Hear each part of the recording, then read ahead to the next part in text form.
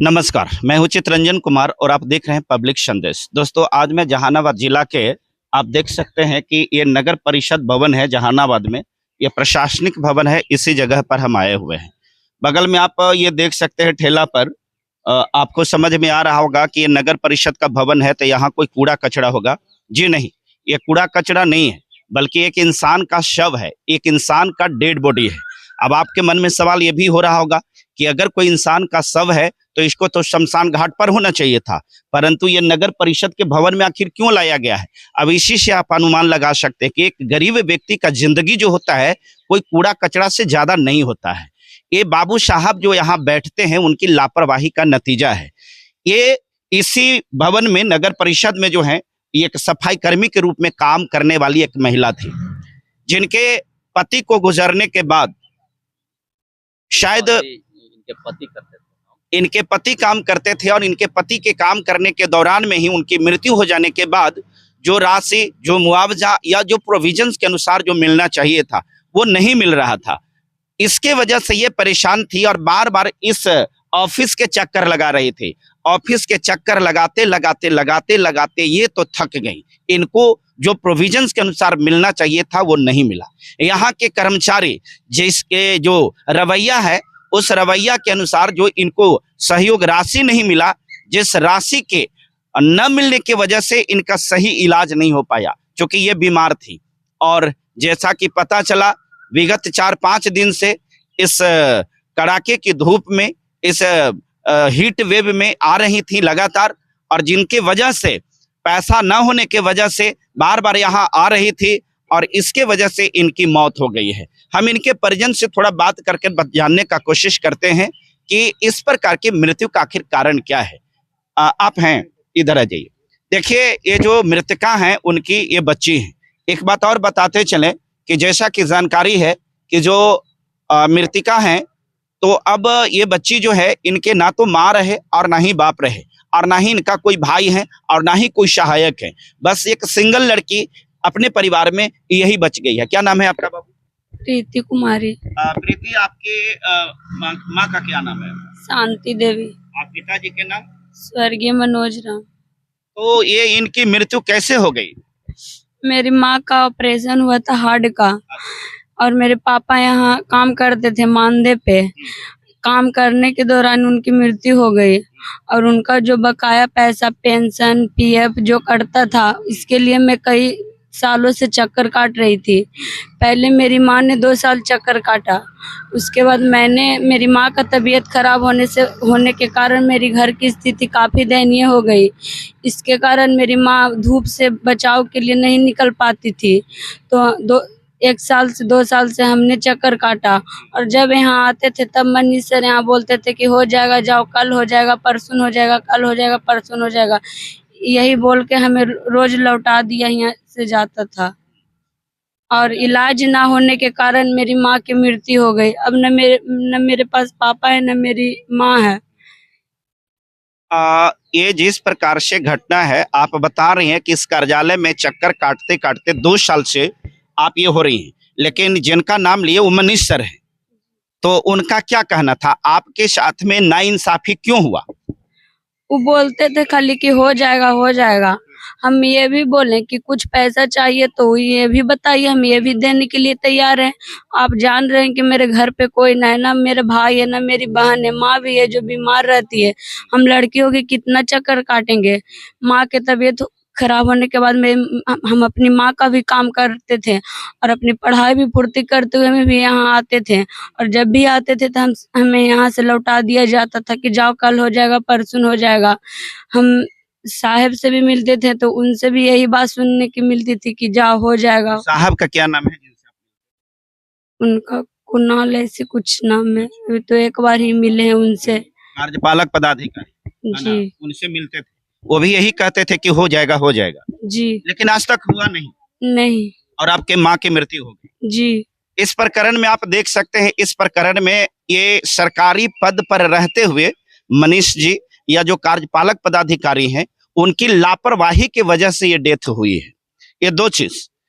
एक चीज आपसे ये जानना चाहते हैं, सिस्टम के आधार पर ये सरकारी पद पर बने हुए थे और आपको मदद नहीं किए हैं, ड्यूटी ऑफ नेग्लिजेंसी आर्टिकल 4 के तहत इनके ऊपर एफआईआर बनता है और कार्रवाई हो सकती है। सेकंड चीज, डेथ ऑफ नेग्लिजेंसी, जिनके रहते हुए, ड्यूटी पर रहते हुए और किसी व्यक्ति की सहायता नहीं करते हैं और इस स्थिति में अगर उनकी मृत्यु होती है तो ये आर्टिकल 304A के तहत इस पर भी इनको मुकदमा बनता है और इसमें भी इनके ऊपर कार्रवाई होती है। आप क्या करना चाहेगी? उनके ऊपर मुकदमा करा करके कार्रवाई करना चाहती है कि सिर्फ आप अपना राशि लेकर के निश्चिंत से सो जाना चाहती है? क्योंकि तुम अकेले हो, तेरे साथ में कोई नहीं है, तेरे साथ नाइंसाफी हुआ है। इस स्थिति में तेरे पास दो विकल्प है, हो सकता है कोई कार्रवाई ना हो, कोई सहायता राशि ना मिले, तो इस स्थिति में आप लड़ना पसंद करोगी या चुपचाप से मिले ना मिले चुपचाप से बैठ जाना? क्या चाहोगी? लड़ना पसंद करेंगे। लड़ना पसंद करेगी। इसका मतलब जो पदाधिकारी हैं जिनकी लापरवाही से तेरी माँ की मृत्यु हुई है उनके ऊपर कार्रवाई कराना तुम चाहोगी? जी। आप देख सकते हैं, और आप सभी पढ़े लिखे व्यक्ति हैं, मैं जानता हूं, आप भी जानते हैं, कानून में प्रोविजंस दिया हुआ, चूंकि ये शेड्यूल कास्ट से हैं, शेड्यूल कास्ट के लोगों के साथ इस प्रकार की जाति भेद के कारण जानता है कि ये हमारा कुछ नहीं बिगाड़ सकता है। और ऐसे ऐसे पदाधिकारी जो इस कुर्सी पर बैठ करके हरामगिरी करता है, हरामखोरी का काम करता है, ऐसे ऐसे पदाधिकारी को इस कुर्सी पर बैठने का कोई औचित्य नहीं होता है। ऐसे ऐसे पदाधिकारी को शर्म आनी चाहिए, चुल्लू भर पानी में डूब करके मर जाना चाहिए कि एक गरीब महिला को, एक गरीब बच्ची को दौड़ा रहा है और दौड़ाते दौड़ाते लास्ट में इसकी मां की मृत्यु हो गई। विडंबना है इस लोकतंत्र का। लोग कहते हैं कि भारत बदल रहा है, बिहार बदल रहा है, यहां तो एक गांव नहीं बदला है, अभी तक मानसिकता ऐसे लोगों की नहीं बदली है।